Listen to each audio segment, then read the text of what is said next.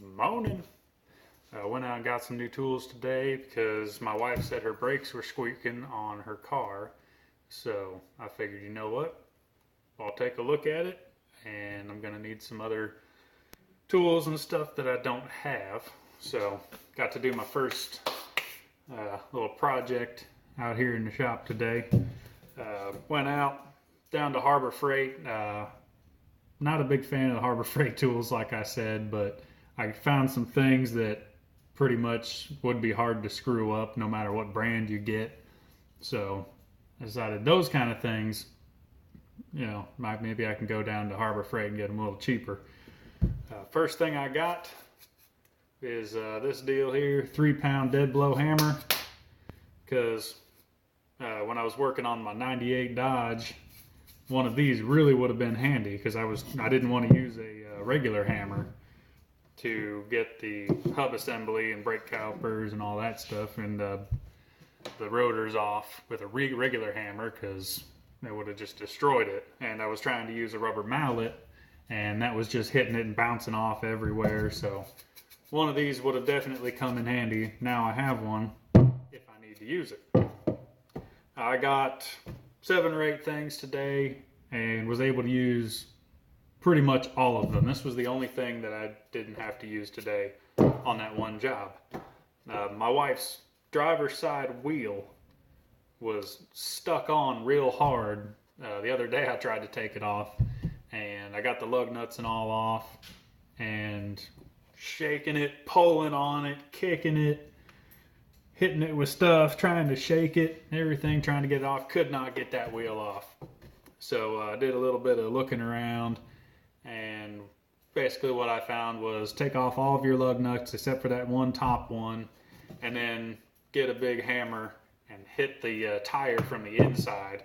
So I got a 3-pound sledgehammer down there at Harbor Freight, and that worked perfect. I got up underneath there, smacked the tire twice, popped right off. And then to keep the lug nuts and the bolts from the brake caliper, to keep from losing those, I got one of these, a little 6-inch magnetic tray. That was $3. So I went ahead and grabbed one of those. Really handy. It's got this little rubber pad on it, so you can put it right on the fender without dicking anything up. And that was really, really handy, instead of having the bolts on the floor and the lug nuts on the floor, and then you slide your knee over and end up kicking your whole pile. They were all just sitting right there on the fender where I could see them, and they were all staying right where they were supposed to be. The dead blow was like $8. The 3-pound sledge was like $8. Wire brush to clean off the brake components, and ended up cleaning the hub assembly off and then putting some anti-seize on there so that the the wheel doesn't get welded back to it. Just a thin layer around there, that way it hopefully will make it easier to take off in the future. And then I also, this was less than $1. These are really, really handy to have, a wire brush.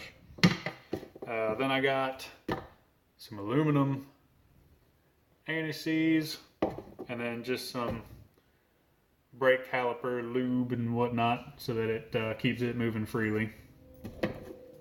So I got those, and then of course I picked up a Haynes Manual for my wife's car, because every time I was looking on YouTube and Google trying to find stuff out on how to do things, I would type in 2010 Kia Sportage, 4-cylinder, and anything that came, it brought up everything except for what I typed in on both YouTube and Google. So now I don't have to look around to see how to do stuff anymore, or as much anyway, because I've got a manual for her car. So instead of trying to find certain things out and like specifications and step-by-step on how to do stuff, I can just crack open the book and go by that. And then I also got some gloves, because a lot of times I'll do stuff without gloves and my hands will get all cut up crap gets all underneath your fingernails, which bugs me. So picked up some gloves. This is 100 gloves, 50 pairs. This is like $8 for the whole box. So slowly accumulating things, and I ended up saving money on the job by not taking it to my mechanic. As good of a mechanic as he is, I'm trying to learn on my own, and you don't learn if you take it to somebody else and have them do it. So I was able to fix her car, learn some stuff in the process, and get the tools to do it, all for cheaper than taking it to my mechanic. So that's nice. So I'm going to add them over to my toolbox here. So this bad boy, since it takes up a lot of space in a drawer, I just stick it to the top lid there.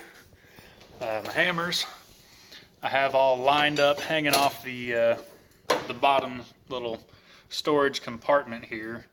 It's just hammers that came with the toolbox. I'm not exactly sure what their specific uses are for some of them. These are just regular old framing hammer there. Same with this one. I got some ball peen hammers, and then got my 3-pound sledge, 3-pound dead blow, and then back under there I have a rubber mallet. And then down here I just kind of keep bigger items, grease gun. I got some sandpaper, parts cleaner, 4-way.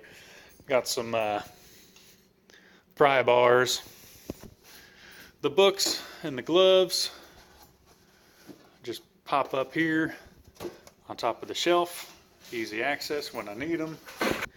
Wire brushes and the antices keep right up in here. This is the diagnostic tool I was talking about the other day. It's called the Blue Driver, which I'll have to make probably a separate video on that. It's a really cool deal. So I will show you that one in a different one. Yeah, it's it's coming along. Back working on the Ram, I got shallow and deep well standard, shallow and deep well metric, and then those are 3/8 drive. And then for the 1/2-inch drive, I got the shallow and the deep well metric impact set, because since it's a little bigger, I'm going to be putting more oomph on them, and eventually I'm going to have an impact gun somewhere down the line. I'm not sure when yet. I just can't bring myself yet to spend that much money on it, but I will be getting a compressor and an impact. And then these are just all general things that were in there. So got some more sockets and all, that way I wouldn't have to look around for sockets that weren't there. They were all scattered all around the drawer, all different drive sizes, multiples of everything. So got full sets of all of that stuff, so I know exactly where it is. So as you can see, it's slowly coming along. Just nice to be able to do stuff yourself, be able to buy the tools and the parts, do the work yourself, and still come out ahead than if you were taking it to a mechanic. Because you learn how to do it, you now have the tools to do it, and then if another job comes along, you don't have to go buy the tool again. You've already got it right there in your toolbox. So yeah, it's working out really well so far. Only problem I did come up with is I was able to pull my wife's car up into the garage here to do it. Since, a nice smooth surface, I could close the garage door, have music going, have lights, since it was dark outside. Didn't have to worry about gravel underneath my knees or my back crawling around doing stuff. It was a lot more comfortable for the passenger side. But the driver's side, I had about this much room between the wall and the vehicle to be able to work. So I'll just have to figure out some kind of way of, maybe back it in, do one side, go out, turn around, back it in to be able to do the other side. I don't know yet, but I'll figure out something eventually. Hopefully this other side over here will be a little more emptied out so I can have some more workspace. But coming along. So that's that's what I got today and how I organized it. So I'm gonna get on back to doing nothing. It was a really productive, busy day today. finally got a haircut. I was way overdue for that. So I'm gonna get on back to going watching TV, spend some time with the wife. Y'all be good.